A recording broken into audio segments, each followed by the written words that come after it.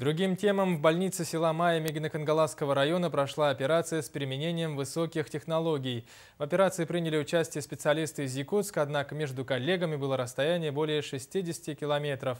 Пространство помог преодолеть телемедицинский робот. Посредством новейшей техники в интерактивном режиме врачи из Якутска не только наблюдали и комментировали процесс, но и при необходимости корректировали действия своих коллег. Репортаж нашего корреспондента Сергея Алексеева. Сергей Александрович, я сколько дистальный отломок, как тут только лада. 256 килобит в секунду и чудо-робот. Все, что нужно для того, чтобы врач погрузился в процесс операции, несмотря на то, что пациент находится в нескольких километрах. Сейчас, когда врачи вооружились такой вот кибертехнологией, расстояние не помеха.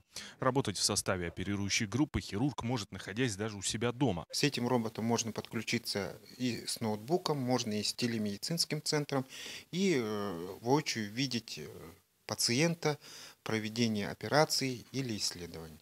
Специалист, находясь в удаленном доступе, не только диагностирует и консультирует. При необходимости он может и вмешаться в операцию, наглядно показать, где и как нужно оперировать. Показывать, указывать с помощью мышки.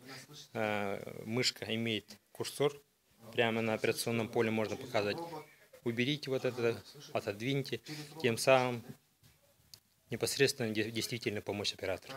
Для связи необходим интернет, но не обязательно с высокоскоростным доступом. Среднестатистических по республике 256 килобит в секунду хватает, что называется, за глаза. Даже мобильный интернет пробовали, тестировали. Вот в данный момент мы подключены к операционной поселка Майя.